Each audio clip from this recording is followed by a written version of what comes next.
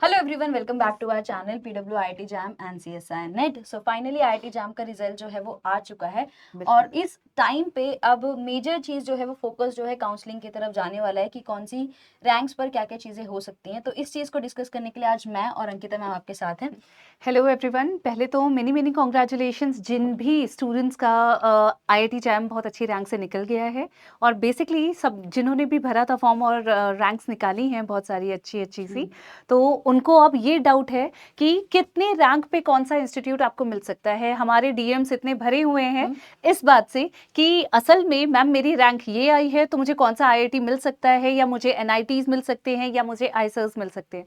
असल में आपको क्या मिल सकता है, किस रैंक पे आपको क्या मिलेगा, कौन से इंस्टीट्यूट में प्रोबेबिलिटी है या पॉसिबिलिटी है आपको मिलने की, उस उन सारी चीजों पे हम डिटेल में बात करने वाले हैं बच्चों। चलिए। पहले भी इससे रिलेटेड वीडियो जा चुकी है कि आईआईटी जैम की जब काउंसलिंग होती है तो वो दो फेजेस में होती है। आईआईटी जैम की डायरेक्ट काउंसलिंग होती है जिसमें आईआईटीज जो है वो एडमिशन ऑफर करते हैं, फॉलोड बाय सीसीएमएन काउंसलिंग जिसमें एनआईटीज, आईआईएससीज और आईसर्स पार्टिसिपेट करते हैं। तो बट ये वीडियो कंप्लीटली टारगेट करेगी बायो स्टूडेंट्स को, तो हम उन्हीं पर डिस्कशंस करेंगे। एंड डेफिनेटली जो अदर ऑप्शंस हैं, सिंस सीट मैट्रिक्स के बाद हमें पता है कि हमारे पास बहुत लिमिटेड ऑप्शंस हैं, तो एडिशनल ऑप्शंस क्या है हमारे पास, उन सब पे हम डिस्कशन करेंगे। तो ऑब्वियसली सब चीजें आपको समझ में आ जाएंगी बेस्ड ऑन जैम स्कोर। हम आज जो बात करेंगे वो सिर्फ और सिर्फ जैम स्कोर पर बात करेंगे। रिलेटिवली जब सीयूटी पीजी होगा तो उस पर बात करेंगे, एंड फिर गैट पर भी बात करेंगे बाद में, बट अभी जैम स्कोर पर फोकस रखते हैं। चलिए मैम। एंड इंक्लूडिंग जेजी बिल्स, दैट इज टीएफआईआर का रिजल्ट और स्कोर कार्ड भी, उसको भी इंक्लूड करेंगे। हाँ बिल्कुल मैम, हम हर चीज बहुत डिटेल में डिस्कस करने वाले हैं बच्चों। तो चलिए स्टार्ट करते हैं। यहाँ पे आप देख सकते हैं ये वो इंस्टीट्यूट्स हैं जो आईआईटी जैम के स्कोर के बेसिस पे आपको एडमिशंस देती हैं और आपको एडमिट करती हैं। ठीक है, तो उसमें अगर आप आईआईटीज देखेंगे तो आईआईटी दिल्ली, बॉम्बे, इंदौर, रुड़की और न्यू आईआईटी जो इंट्रोड्यूस हुआ है आईआईटी धारवाड़, ये सारे इंस्टीट्यूट्स में आपको एडमिशन मिल सकता है। आईसर्स की बात करें, एनआईटी की बात करें तो सीसीएमएन काउंसलिंग के बेसिस पे भी आपको इसमें एडमिशंस मिल सकते हैं। बेसिकली जो आईआईटीज वाला पार्ट है, आप ये कह सकते हो कि आईआईटी जैम की काउंसलिंग होगी यहाँ पर, एंड यहाँ एडमिशन मिलेगा। एंड जो सेकंड फेज सीसीएमएन के थ्रू होगा उसमें आपको आईसर भोपाल और आईआईटी रुड़कीला जो है वो सीट्स ऑफर करने वाली हैं। तो एक बार सीट मैट्रिक्स देखते हैं। एंड यहाँ पे आप लोग देख सकते हैं बच्चों, जैसे कि आईआईटी बॉम्बे आपको MSc PhD dual degree programme offer करता है एनवायरमेंटल साइंस एंड इंजीनियरिंग में। यहाँ पे आप देख सकते हैं जनरल कैटेगरी के लिए जो सीट्स हैं वो कितनी है, 1। बेसिकली अगर हम बायोटेक्नोलॉजी के लिए देखें तो 1 है। ईडब्ल्यूएस के लिए कोई भी सीट नहीं है।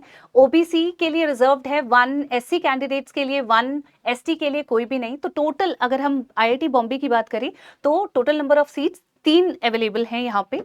बेसिकली ईडब्ल्यूएस वाले जो कैंडिडेट्स होते हैं ना, अगर स्पेसिफाइड कोई सीट नहीं मेंशन की गई है तो उन्हें जनरल कैटेगरी में रखा जाता है। तो अगर आप कंफ्यूज हो रहे हो कि ईडब्ल्यूएस के लिए सीट नहीं है, मैं अप्लाई नहीं कर सकता, ऐसा कुछ नहीं है। जो जनरल ईडब्ल्यूएस वाला कैंडिडेट है वो जर्नल में ही होता है अगर स्पेसिफाइड नहीं किया गया है, तो इस चीज का भी ध्यान रखना।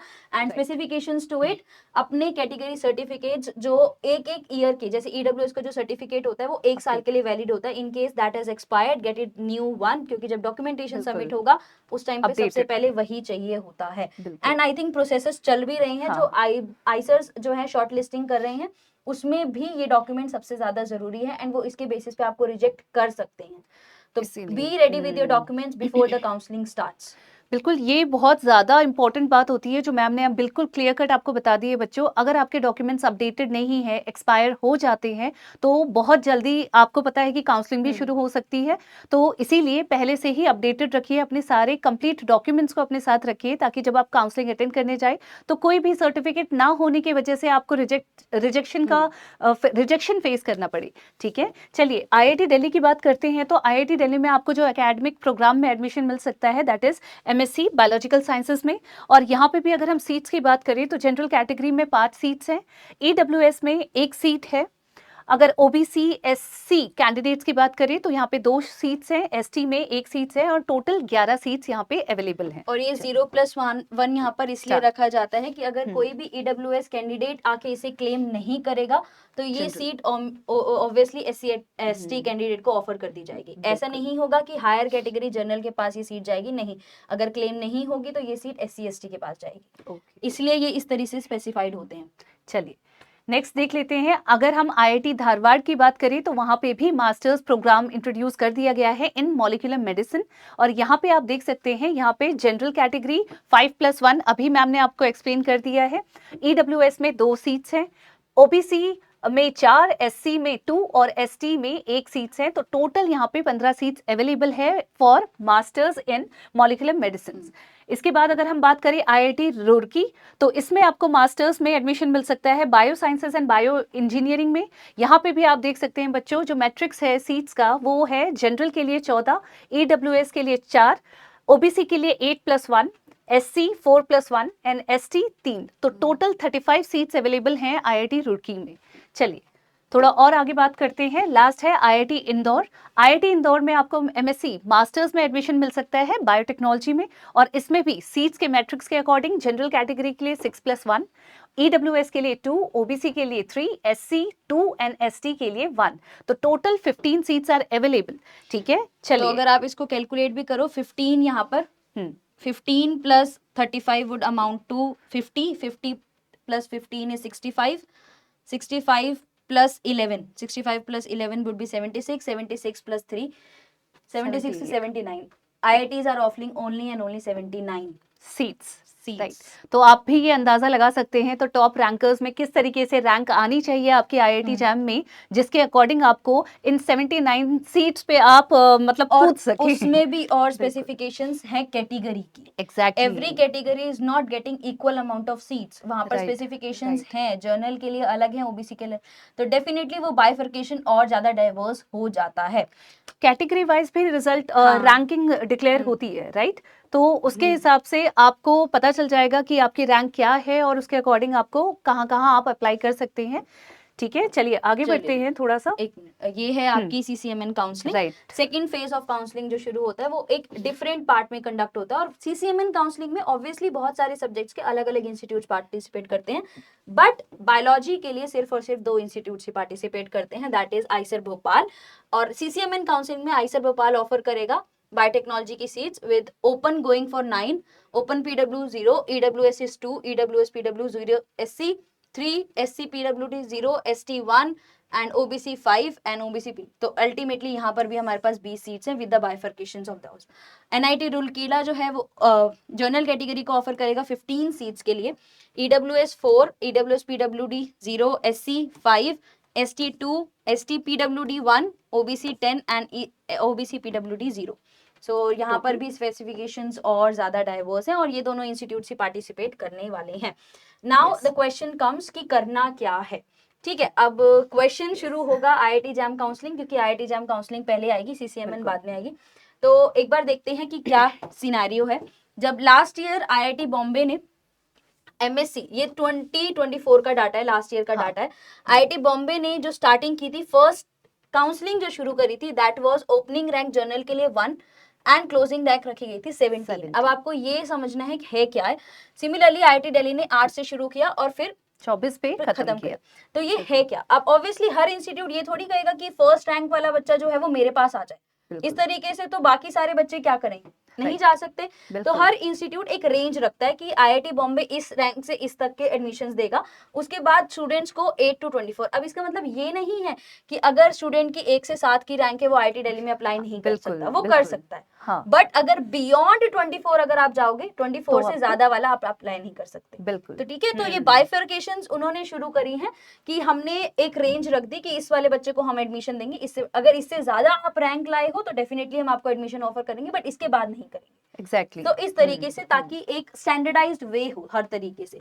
ठीक है, तो यहाँ पर अगर आप देखोगे तो 5 लेवल में बेसिकली 5 राउंड्स ऑफ काउंसलिंग हुई थी आईआईटी बॉम्बे में भी, आप देख सकते हैं हर जगह, आईआईटी दिल्ली, आईआईटी रुड़की ने 5 राउंड्स ऑफ काउंसलिंग तक गए थे और जितने बच्चों को एडमिशन लेना था वो ले चुके थे इसके हिसाब से। तो यहाँ पे जो डिस्प्लेड है बच्चों, आपको क्लियरली दिख सकता है हर कैटेगरी वाइज ओपनिंग रैंक और क्लोजिंग रैंक। मैम ने आपको ये भी क्लियर कर दिया है कि कहाँ से उन्होंने एक मिनिमम और मैक्सिमम रेंज रखी थी कि जिसके शुरुआत यहाँ से है और खत्म कहाँ तक होगी, 17 के बियॉन्ड अगर आपकी रैंक है तो आप बेसिकली यहाँ पे अप्लाई नहीं कर सकते। लेकिन ये रेंज जो होती है वो थोड़ी थोड़ी चेंज होती है रिगार्डिंग अगर सेकंड काउंसलिंग है उसमें बच्चों ने एडमिशन ले लिया, फिर कितनी सीट्स बची उसके अकॉर्डिंग फिर चेंज होगी आपकी रैंक, वो नंबर ऑफ सीट्स के अवेलेबिलिटी के हिसाब से काउंसलिंग भी कैरी आउट बेसिकली अब आप इस चीज को समझो कि सीट का रिलेशन क्या है रैंक से। बिल्कुल। जैसे फॉर एग्जांपल आपके आईआईटी बॉम्बे की सीट्स देखो, आईआईटी बॉम्बे की जो एमएससी बायोटेक्नोलॉजी की सीट्स हैं वो हैं 9, जर्नल की सीट्स पे कंसीडर करें 9 सीट्स हैं, ठीक है। 9 सीट्स का सिंपल मतलब है कि हम 9 बच्चों को एडमिशन देंगे, राइट, ठीक है। अब वो फर्स्ट काउंसलिंग में अगर 9 बच्चों ने एडमिशन ले लिया, सेकंड राउंड पे खत्म, वो ओपन नहीं होगा। नहीं लिया सेकंड तो सेकंड पर ओपनिंग करेंगे और फिर बंद करेंगे। अगर फिर सेकंड पे खत्म हो गई, सेकंड पे फिर तीसरी नहीं आएगी, अगर बच गई तो फिर काउंसलिंग होती है। तो इसी तरीके से अगर आप देखो तो जैसे यहाँ पर 1 to 17 जब इन्होंने रेंज दी तो इनके पास मतलब सीट्स बची, तभी इन्होंने सेकंड राउंड पर इसको शिफ्ट करके 1 to 24 किया। बिल्कुल। फिर थर्ड में फिर 1 to 24 रखा क्योंकि अभी भी सीट्स बची हैं। फोर्थ 1 to 28 एंड लास्टली 33 क्योंकि लास्ट राउंड था तो रेंज आगे बढ़ा दी गई 6 to 33। That means last rank 33 पर IIT Bombay was completely filled. Yes. And in case बाद में अगर सीट्स बच जाती है तो स्पॉट राउंड की काउंसलिंग होती है जिसमें बच्चे अप्लाई करते हैं, बट मोस्ट प्रोबेबली सारे आईआईटी जो है वो फिलअप हो जाते हैं, स्पॉट राउंड में कुछ नहीं बचता। हाँ, ठीक है, इसमें भी नहीं बचा था इसीलिए डेटा भी प्रेजेंट नहीं किया है बच्चों हम लोगों ने। तो मैम ने क्लियरली आपको बता दिया, लास्ट काउंसलिंग में आप रेंज देख सकते हैं, दैट इज जो रैंक थी लास्ट दैट वाज 33। तो 1 से लेके 33 वाले जो टॉप 33 या 30s में आए हैं वो टारगेट कर सकते हैं कि कोई ना कोई राउंड ऑफ काउंसलिंग में आपका नंबर आ सकता है कि आप एडमिशन ले सकते हो आईआईटी बॉम्बे में। सिमिलर डेटा आप नीचे भी देखोगे। जैसे अब इसमें भी एक एड ऑन है, फॉर एग्जांपल अगर एक बच्चे की जो है 16 रैंक है, ठीक है, इन्होंने कहा कि हम 1 to 23 स्टूडेंट को ऑप्शन दे रहे हैं। अब बच्चे के पास भी तो ऑप्शन है ना कि मुझे आईआईटी बॉम्बे चाहिए भी या नहीं चाहिए। एग्जैक्टली। हो सकता है 16 रैंक है, मुझे एडमिशन नहीं चाहिए, बिल्कुल, तो वो कहीं और चला जाएगा। तो ऑब्वियसली आपको इस तरीके से इस चीज को समझना होगा कि हाँ 1 to 33 वालों के पास ऑप्शंस है, उसमें से बस 9 बच्चे ही जाएंगे। यस, इस चीज को कंसीडर करना है। जो आप कंसीडर कर रहे हो कि मेरी 2000 में रैंक है या 3000 में रैंक है, या मैं तो ये कहूंगी डाटा देख के कि अगर आपकी 150 से भी बियॉन्ड जा रही है या 120 से बियॉन्ड जा रही है, प्लीज सीयूटी पीजी की तैयारी शुरू कर दो। बहुत रिस्की काम है, बिल्कुल बहुत रिस्की। एंड लास्ट ईयर हमने देखा है, even one of our student having all India rank of 50 को एडमिशन मिला ही नहीं क्योंकि वो जनरल कैटेगरी। बिल्कुल। Then she got the admission to GAT B. तो इन चीजों को बहुत ध्यान रखना होगा। अब ये टाइम ना, मुझे ऐसा लग रहा है ये टाइम ऐसा नहीं है कि मैं इन्वेस्टमेंट इस चीज पे करूं कि मुझे यहाँ पर मिलेगा या नहीं मिलेगा। I am having an option, apply for it, close the button now, done, sorted, CUET PG पर जाओ। अगर नहीं है ऑप्शन तो पहले ही बंद करके सीयूटी पीजी पे चले जाओ, और है जिनके लिए that is very good, go for it. But फिर भी मेजर फोकस सीयूटी पीजी और गैट बी में रहेगा क्योंकि अपॉर्चुनिटीज भी ज्यादा है। हम बायस्ड हो के अगर हम कहें तो सीयूटी पीजी और गैट बी कंपैरेटिवली आपको बहुत अच्छी अपॉर्चुनिटीज दे रहे हैं। बिल्कुल। नंबर ऑफ सीट्स की बात करें बच्चों, देखो आपको आपके सामने ट्रेंड्स सामने हैं, आपके सामने हमने सीट के जो मैट्रिक्स थे वो भी यहाँ पे डिस्प्ले किए हैं। तो आप अगर हम मोटे मोटे तौर पे भी करें तो 79 to 80 सीट्स आपके पास अवेलेबल हैं आईआईटी जैम के थ्रू एडमिशन लेने के लिए। और उसमें भी अगर आप सोच रहे हो कि आपकी 300 150 मैम जैसे बोल रहे हैं कि 100 भी अगर रैंक आई है तो भी पॉसिबल, बहुत मतलब चांसेस ना काफी कम हो जाते हैं कि आपको आईआईटी मिलेगा, राइट। फिर भी एक होता है कि हाँ कभी कभी तो किस्मत वाला रोल हो जाता है कि हाँ मिल गई अपॉर्चुनिटी और चांस मिल गया कि सीट भरी नहीं थी तो आपको एडमिशन मिल गया।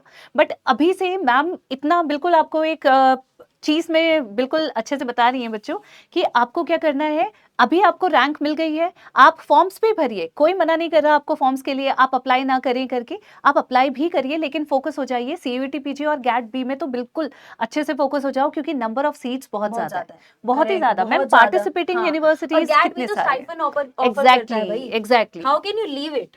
वो बिल्कुल। थॉट ही नहीं आना चाहिए। और मैं तो हमेशा कहती हूँ Personally. जिनने टिफर दिया बहुत अच्छी बात है, फिर जैम दिया बहुत अच्छी बात है, सीयूटी पीजी गैट भी बिल्कुल। लास्ट तक रेस में रहना है। हाँ बिल्कुल। अगर एक की बजाय आपके पास 4 ऑप्शन है तो क्यों नहीं, क्यों नहीं, सब You अपने never बारे know. में सोचते हैं ना। मैम बिल्कुल, हाँ किसी की रैंक इसमें नहीं आई, किसी की हाँ 1 रैंक 2 हाँ, रैंक 5 रैंक उसमें आ जाए। यू आपको नेवर बहुत नो। अच्छे इंस्टीट्यूट्स मिल सकते हैं जो आपने इमेजिन भी नहीं किए होंगे। अब सिंपल सोच के हाँ। देखो, अगर यहाँ पर अगर आप आईआईटी बॉम्बे की बात करो, 1 to 20 के बीच में 9 स्टूडेंट्स हट गए, तो डेफिनेटली वो सीयूटी पीजी में आपके कंपटीशन नहीं है ना। बिल्कुल। तो दैट मींस जिनकी ऑलरेडी वहां पर थोड़ा सा नंबर अगर ऊपर नीचे होगा तो वहां ऑप्शन है, तो राइट एग्जाम दो। राइट वो बिल्कुल। मेन चीज है। चलिए मैम तो आगे बात हाँ, करते हैं। आईआईटी दिल्ली का मैट्रिक्स। अब हाँ, आईआईटी दिल्ली का मैट्रिक्स भी वैसा ही है बच्चों। ओपनिंग जो रैंक थी दैट वाज 8 से उन्होंने पहली काउंसलिंग में जो रेंज रखी थी क्लोजिंग रैंक दैट वाज 24। तो इन बिटवीन जो भी रैंकर्स थे वो उनको एडमिशन लेने के लिए काउंसलिंग में ओपन किया गया था और फिर बच्चों ने ली होगी, अपने अकॉर्डिंग एडमिशंस लिए होंगे।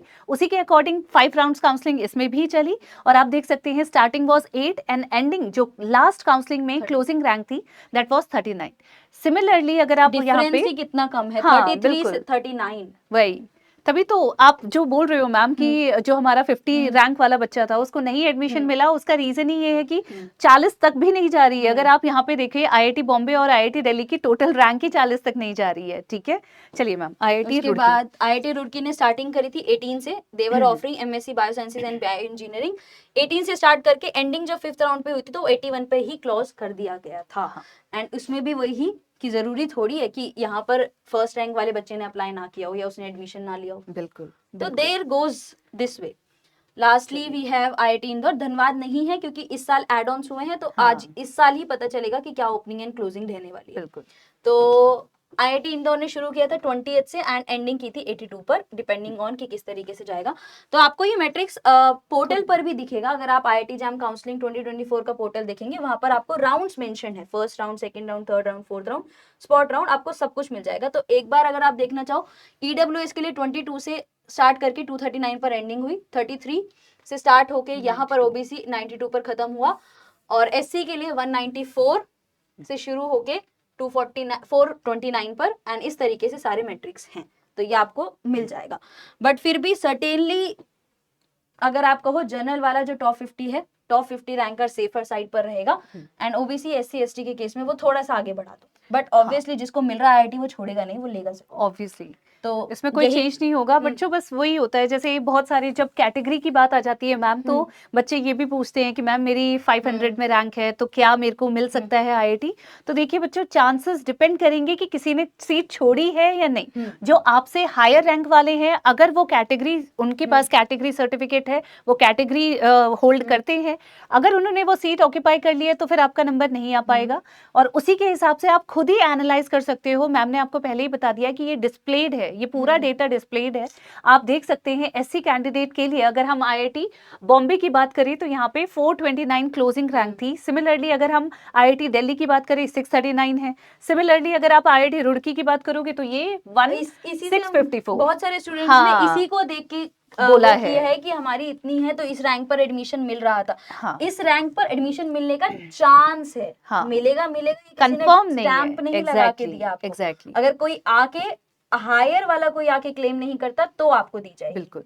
तो ये भी चांस है। कितना चांस है? 10%, 20%, उस पर आप कैसे टिक के काम करोगे?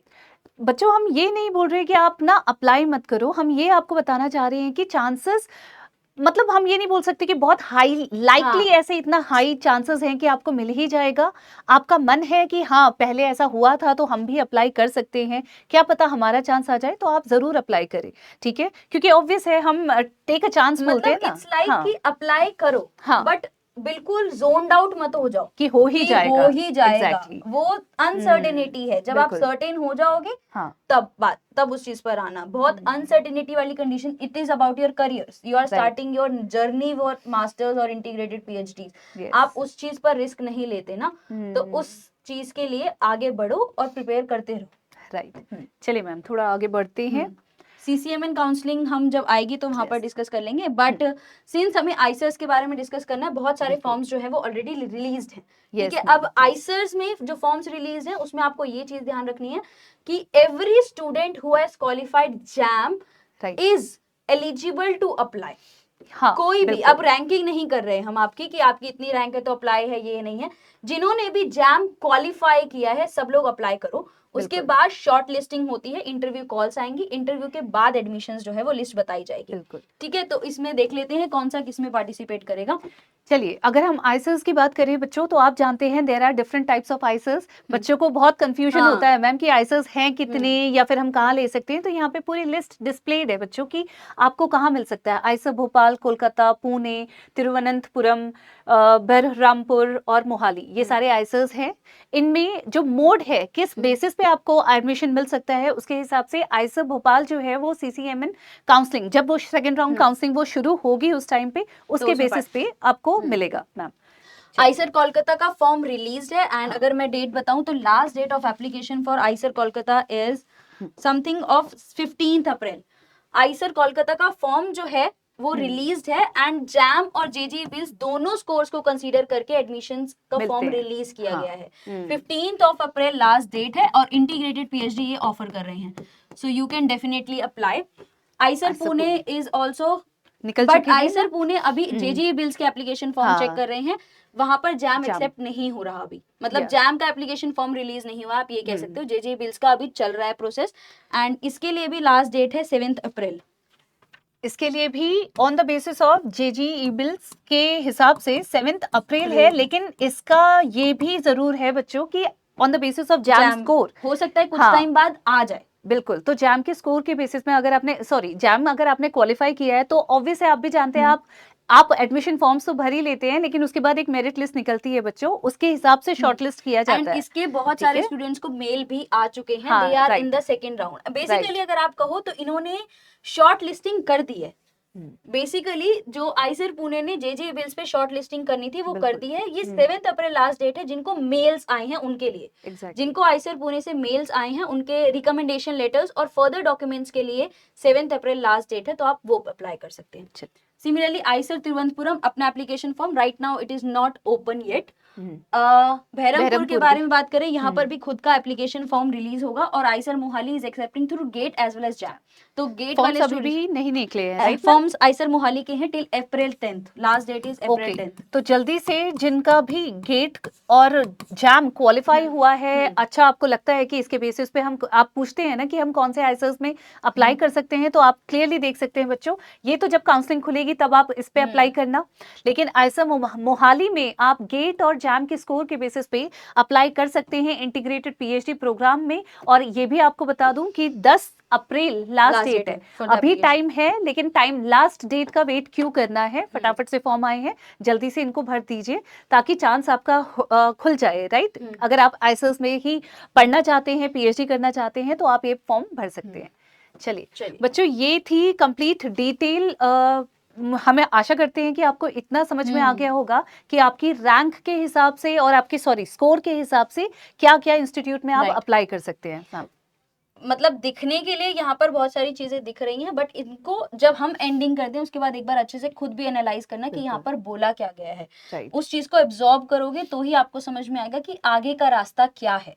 तो उस चीज पर ध्यान देके ही आगे बढ़ना है। सारे देखो ऑप्शंस मैंने भी खुद भी वीडियोस बनाई है, जब भी मैं लेक्चर बोलती हूँ तो मैं हमेशा एक बात जरूर बोलती हूँ कि आईआईटी जैम अगर हमें कम सीट्स ऑफर करता है, अगर आईआईटी जैम की काउंसलिंग CCMN अगर हमें कम सीट्स ऑफर करती है, तो वहां पर हमारी CUT PG और गैट भी उसे ओवरकम कर देती है, राइट? और TFR इंक्लूडिंग TFIR ऑल्सो। तो इसका कंपनसेशन अगर ये 3 चीजें कर रही हैं तो हम फायदा क्यों ना उठाएं? बिल्कुल मैम। तो इस चीजों पर ध्यान रखना बहुत जरूरी है। कम पर ध्यान नहीं देते, ज्यादा पर ध्यान देते हैं। ह्यूमन बीइंग्स है ना, लालच ज्यादा है हमें, तो उस पर ध्यान दीजिएगा। All the very best. Thank you so much.